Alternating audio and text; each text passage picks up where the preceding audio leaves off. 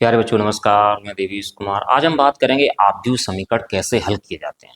काफ़ी इंपॉर्टेंट है, परीक्षा में 8 नंबर का क्वेश्चन आ ही जाता है, तो आप इसमें वीडियो में अंत तक बने रहिएगा। देखिएगा आव्यूह समीकरण कैसे हल किया जाता है, काफ़ी सरल तरीके से आपको बताया जाएगा, जो कि आपको अच्छे से समझ में आ जाएगा। वीडियो में आप अंत तक बने रहिएगा, देखिएगा। जैसे हमारे पास पहला समीकरण है x plus Y plus Z is equal to 6, दूसरा है x minus Y plus Z is equal to 2 और तीसरा है 2x plus Y minus Z is equal to 1। सबसे पहले हम क्या करते हैं, इसको ax बराबर b के रूप में लिखते हैं। तो इधर देखो ax बराबर b के रूप में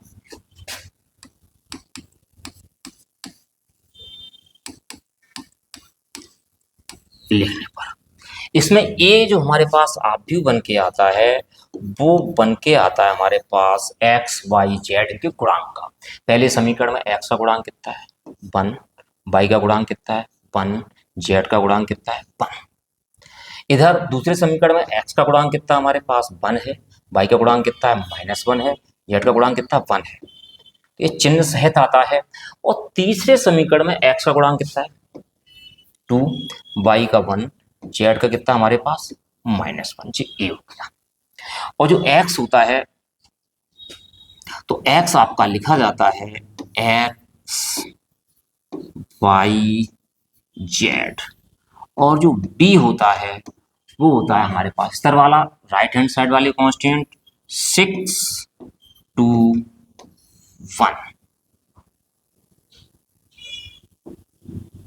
इसमें हमारे पास a आ गया, x आ गया, b आ गया, लिख दो ax बराबर b के रूप में। तो कंडीशन हमारे पास ये हो जाएगी 1 1 2 1 -1 1 1 1 -1, ठीक। और x की वैल्यू हमारे पास रहेगी x y z और v की वैल्यू हमारे पास है 6 2 1। इस तरीके से लिख दिया जाएगा ax बराबर v।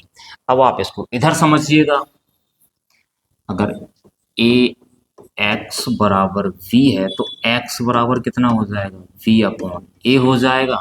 a ऊपर पहुंच जाएगा तो इट मीन्स निकलेगा x is equal to a inverse b। x is equal to a inverse b निकलेगा। तो सबसे पहले आपको a इनवर्स निकालना पड़ेगा। इनवर्स निकालना आपको पुराने वीडियो में बताया गया है, पिछले वीडियो में बताया गया, तब भी देखते हैं इनवर्स कैसे निकलता है। सबसे पहले इसका हम सारणिक a निकालते हैं। सारणिक 1 1 2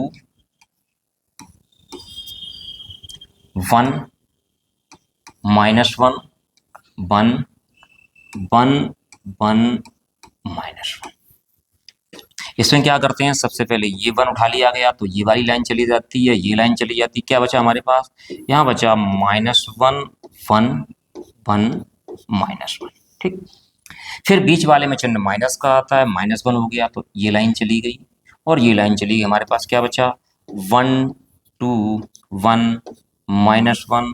इसके बाद हमारे पास क्या आया, ये 1 आया, प्लस का 1 ये आ गया तो ये लाइन चली गई और ये लाइन चली गई। तो हमारे पास क्या बचता है, हमारे पास बचता है 1 2 -1 1।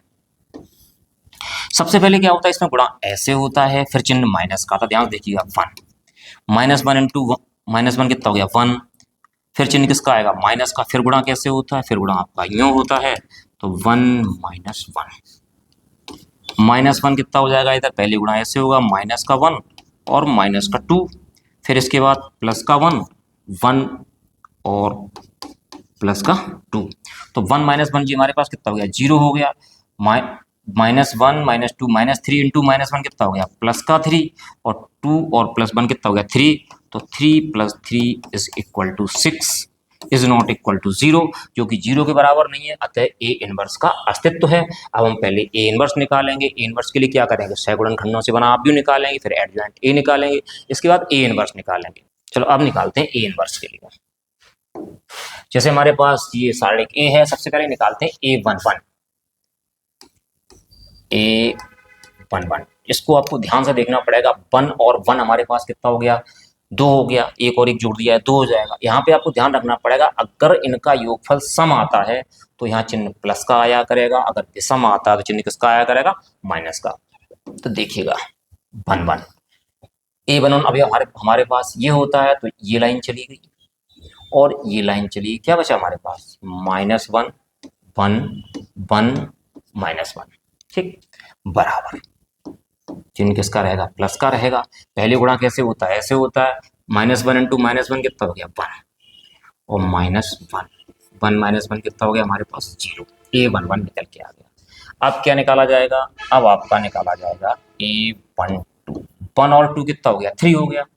3 हमारे पास कैसा है, विषम है, तो चिन्ह किसका आएगा, चिन्ह आएगा माइनस का और चिन्ह रहा माइनस का। पहले से A12 ये होता है A11 A12, तो ये लाइन चली गई और ये लाइन चली गई, क्या बचा 1 2 1 -1 माइनस चिन्ह जीरा, 1 -1 कितना हो गया -1 और -2, तो हमारे पास कितना रहा माइनस इंटू माइनस का 3 इज इक्वल टू हमारे पास कितना रहा 3 हो गया हमारे पास A12। इसी प्रकार आप A13 देखिए, तो A13 हमारे पास 3 और कितना है 4 है, कैसा रहेगा, पॉजिटिव रहेगा। तो A13 A11 A12 A13 ये लाइन चली गई और ये लाइन चली, क्या बचेगा हमारे पास 1 -1 2 1 बराबर प्लस का देखो 1 + 2 कितना हो गया हमारे पास 3 हो गया। इसके बाद निकलता हमारे पास A21, चिन्ह किसका आएगा, माइनस का। A21 चिन्ह किसका आ जाएगा, माइनस का आ जाएगा। तो A21 ये रहेगा, ये लाइन चली गई और ये लाइन चली, क्या बचेगा 1 1 1 -1 1 1 1 -1 माइनस ये रहा, तो -1 और -1, तो minus into -2 is equal to हमारे पास कितना रहा 2। अब हम निकालेंगे A22, 2 और 2 कितने होते हैं 4 होते हैं, चिन्ह किसका आएगा, प्लस का आएगा। A22 A21 A22, तो ये लाइन चली गई और ये लाइन चली, क्या बचा 1 2 1 -1 1 2 1 -1, तो -1 और -2, चिन्ह यहाँ किसका रहेगा, प्लस का रहेगा, तो कितना रहा हमारे पास माइनस का 3। अब बात आती है किसकी, A23 की। A23 चिन्ह कैसा रहेगा, माइनस का रहेगा, तो A23 पे आ जाइए, A23 ये और ये क्या बचेगा 1 1 2 1 1 1 2 1 A23 ये और हाँ 1 1 2 1 कितना हो जाएगा माइनस का 1 और -2, तो माइनस और -1 कितना रहा हमारे पास +1 रहा।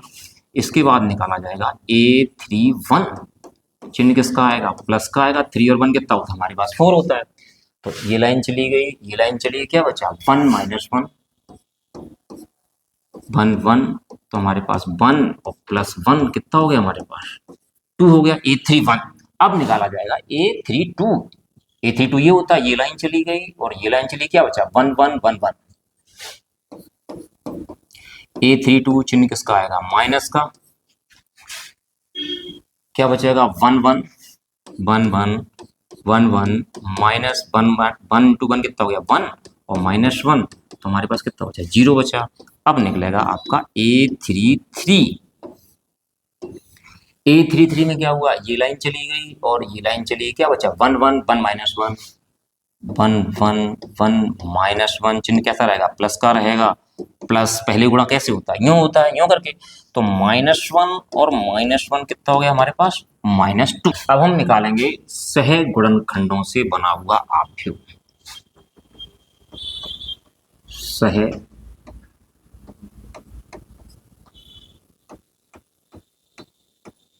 गुणनखंडों से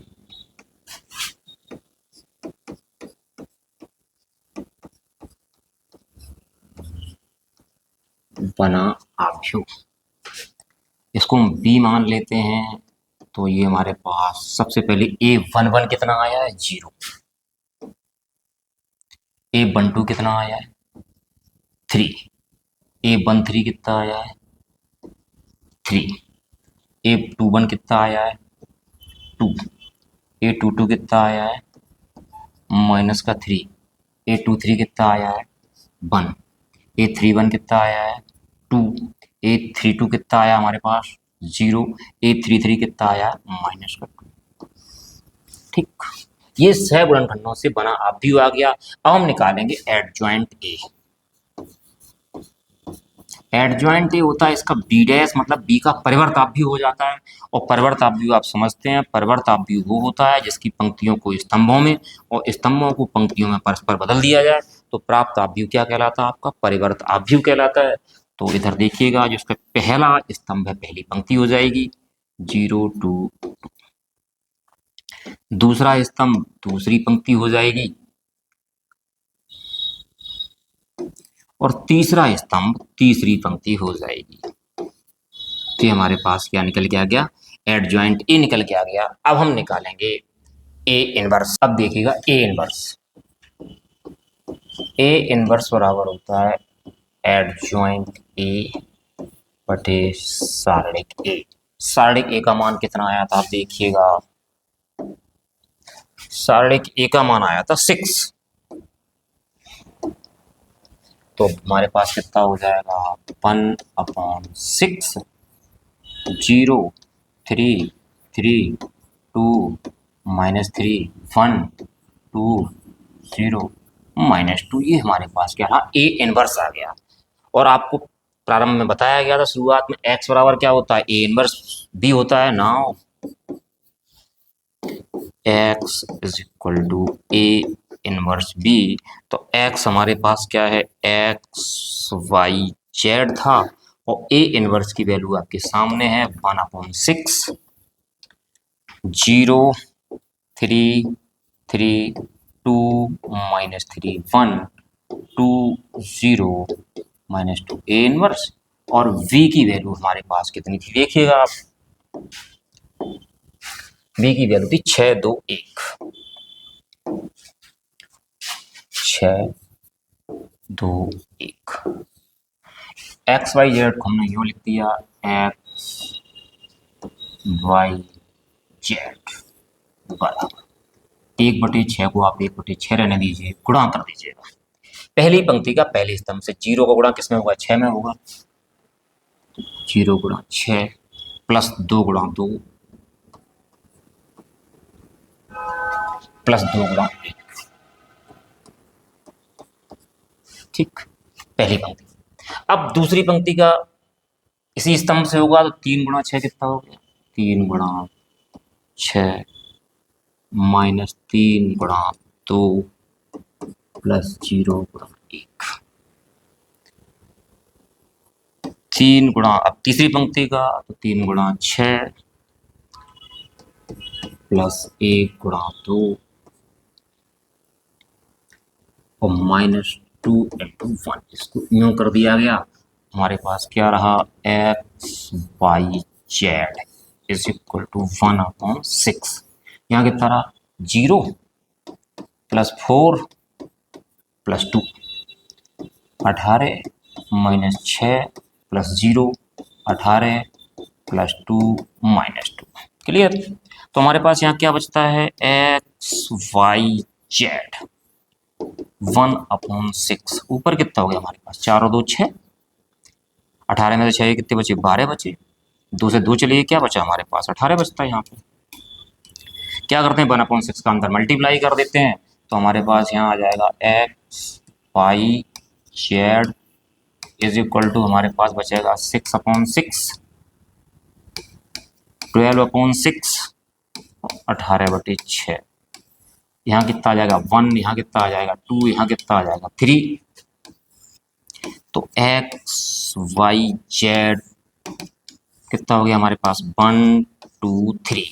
एक्स के सामने वैल्यू कितनी है 1 है, वाई के सामने कितनी है 2 है, जेड के सामने कितनी है 3 है। तो इट मीन्स हमारे पास क्या हो जाएगा, एक्स बराबर 1 हो जाएगा, वाई बराबर 2 हो जाएगा, और जेड बराबर 3 हो जाएगा। ये हमारे पास एक्स वाई जेड की वैल्यू रही। अगर हम चाहें तो इनको चेक कर सकते हैं कि हमारा क्वेश्चन ठीक है या ठीक नहीं है। देखिएगा फिर, एक्स की वैल्यू 1 आई है, वाई की वैल्यू 2 आई है, जेड की वैल्यू 3। तीनों समीकरण रख के देख लेते हैं। एक्स के स्थान कितना रखा हमने 1 रखा, वाई के स्थान कितना रखा 2 रखा, जेड के स्थान कितना रखा हमने 3 रख दिया। इनका टोटल कितना हो गया हमारे पास 6। सही है। दूसरे में चेक कर लेते हैं, एक्स की वैल्यू 1 है, वाई की वैल्यू -2 है, जेड की वैल्यू 3 है। तो 3 और 1 4 में से 2 के कितने बचे हमारे पास? 2। ये भी ठीक है। तीसरे में चेक कर लेते हैं, 2 × 1 + 2 - 3। 4 में से 3 गया हमारे पास, कितना? 2 एकम 2, तो 4 में 3 कितना बचा? 1। ये भी ठीक है। तो इस प्रकार से आप आव्यूह के समीकरणों को हल कर सकते हैं। उम्मीद है कि आप लोगों को आव्यूह समीकरण हल करना समझ में आ गया होगा। यदि ये समझ में आ गया हो तो आप चैनल को सब्सक्राइब कर दें, वीडियो को लाइक कर दें, साथियों के साथ शेयर कर दें। धन्यवाद।